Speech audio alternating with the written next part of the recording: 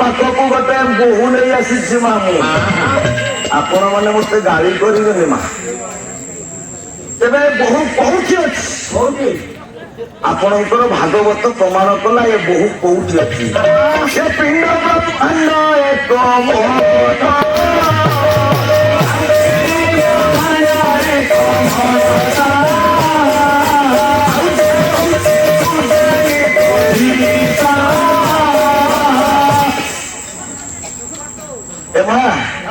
ପିଣ୍ଡ ବ୍ରହ୍ମାଣ୍ଡ ଏକମତ ଭାଗବତ ଜଗନ୍ନାଥ ଦାସ କହିଲେ ବ୍ରହ୍ମାଣ୍ଡରେ ଯାହା ଅଛି ଏ ପିଣ୍ଡରେ ସେଇଆ ଅଛି।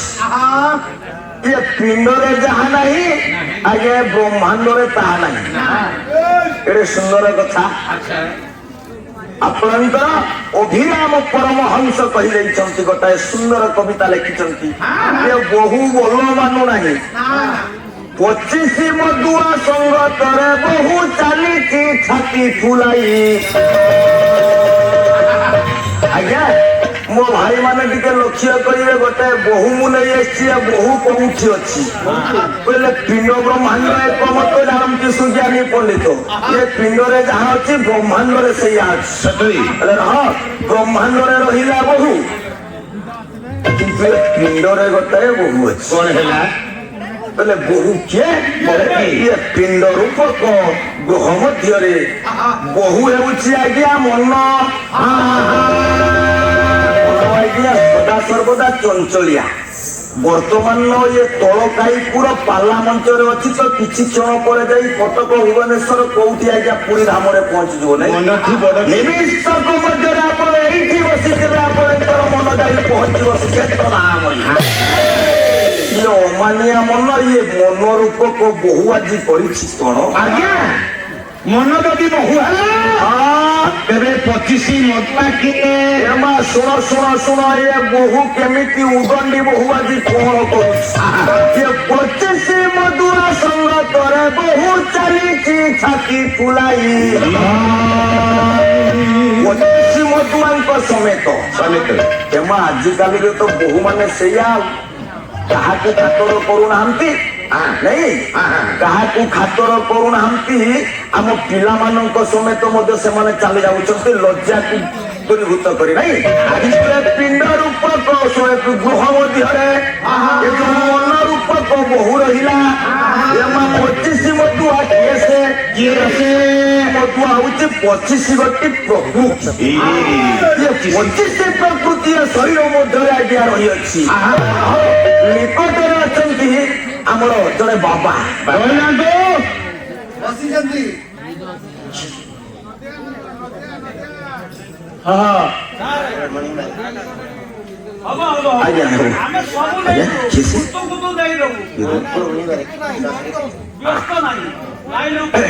ସୁଆକାଟି ପଞ୍ଚାୟତର କୁଳମଣି ବାରିକ ଆଜି 100 ଟଙ୍କା ଭାରତୀୟ ମୁଦ୍ରା ପ୍ରଦାନ କରିଥିବାରୁ ତାଙ୍କୁ ସେହି ଅଧିଷ୍ଠିତ ଦେବ ସତ୍ୟନାରାୟଣ ମହାପ୍ରଭୁ ତାଙ୍କୁ ଧନ ଜନକ ପଲକ୍ଷ୍ମୀ ପ୍ରଦାନ କରନ୍ତୁ, ତାଙ୍କୁ ମହାବିପଦରୁ ଘଣ୍ଟ ଗୁଡାଇ ରଖନ୍ତୁ।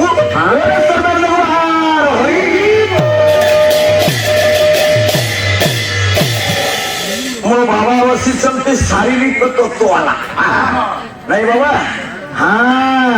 ଏ 25 ମଦୁଆ କିଏ? ନା ଇଏ ଶରୀର ମଧ୍ୟରେ ଥିବା 25ଟି ପ୍ରକୃତି। ଆଜ୍ଞା 25 ମଦୁଆ ସମେତ ଉଦଣ୍ଡି ବୋହୂ ଆଜି ଖାପ ଖୁଆଇ ଚାଲିଛି। କେମିତି ଚାଲିଛି ନା ଇଏ ମନକୁ ମା ଦେଇ ସେ ଚାଲି ମନ ଆଜି ଇଏ 25 ପ୍ରକୃତିକୁ ଅତିବାହିତ କରି ଚାଲି ଯାଉଛି ବୋଲେ ଆଉ କଣ? ଏ ଟିକିଏ ଖାତର ନ କରେ କାହାକୁ ପୋଡ଼ି ଖାଇଲାଣି ଲାଜ ଶରଣକୁ। ମା ମନକୁ କଣ ଆମେ ସଂଯତ କରିପାରିବା, ଆୟତ କରିପାରିବା? ମୋ ମା ଏଠି ବସିଛନ୍ତି, ମୋ ମାର ମନଟା ଯାଇ ରହିଛି କୋଉଠି? ଗାଈଟା ବାନ୍ଧି ଦେଇ ଆସିଛନ୍ତି ମୋ ମା, ତାଙ୍କ ମନଟା ସେ ଗାଈ ପାଖରେ ଅଛି। ମଇଁଷି ପଳେଇଛି ବାହାରକୁ, ଆଉ କ୍ଷୀର ଦଉନାହାନ୍ତି କି ମୁଁ ଚା ବି ଦଉନାହାନ୍ତି, କ୍ଷୀର ଚା କଣ କରିବା? ବାବୁରେ ମନକୁ ଆୟତ କରି ହୁଏ ନା। ଲେଖା କରେ ଦାନା ସୁରକୁ ଦାଣ୍ଡେ ଚାଲେ ଛେଇ ଛେଇ ସୁର କିଏ ଏମା ଲଜ୍ୟା ରୂପକ ଦେଢ ସୁରକୁ ମା ଟିକେ ଯିଏ ଲଜ୍ଜିତ ହୁଏ ସେ ନିଶ୍ଚିତ ଭାବରେ ଟିକେ ସଂକୁଚିତ ହୋଇଯାଏ ଲଜ୍ଜିତ ହେଲେ ମୁହଁକୁ ତଳକୁ କରିବା କଥା କିନ୍ତୁ ଆଜି ଏ ବହୁ ମା ଲଜ୍ୟା ରୂପକ ଦେଢ ସୁରକୁ ଅତିକ୍ରମ କରି ଚାଲି ଯାଉଛି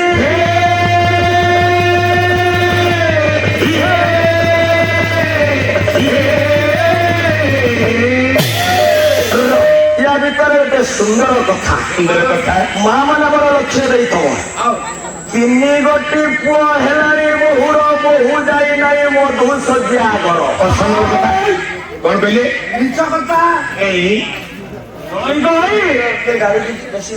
ଆଚ୍ଛା ଆଚ୍ଛା ହଉ ଠିକ ହଉ ଇଏ କୁଳମଣି ବାବୁଙ୍କର ସରସ୍ୱତୀ କାଳେ ଆରାଧ୍ୟ ଦେବତା ଶ୍ରୀମନ୍ନାରାୟଣ ମନୋଷ୍ଟ ପୂର୍ଣ୍ଣ କରନ୍ତୁ ତାଙ୍କର ଭାଇ ଗାଡି ଘୋଡା ରହିଛି ତାଙ୍କର ଗାଡି ଘୋଡା ବିଜନେସ ରେ ଉନ୍ନତି ଘଟୁ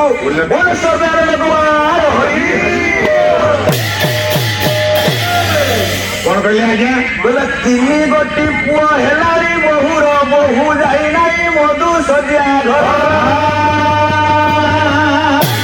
ବାବା କଣ କହିଲେ ଆଜ୍ଞା ଇଏ ବୋହୁର ତିନୋଟି ପୁଅ ଅସମ୍ଭବ କଥା କହିଲେ ଆପଣ ମୋ ଭାଇ ମାନଙ୍କୁ ଟିକେ କହିବି ହେଲେ ଭାଇ ଇଏ ବୋହୁର ତିନୋଟି ପୁଅ ଅଛନ୍ତି କିନ୍ତୁ ଏ ବୋହୁ ତା ସ୍ୱାମୀ ସହିତ ମଧୁ ଶଯ୍ୟା ଯାପନ କରିନାହିଁ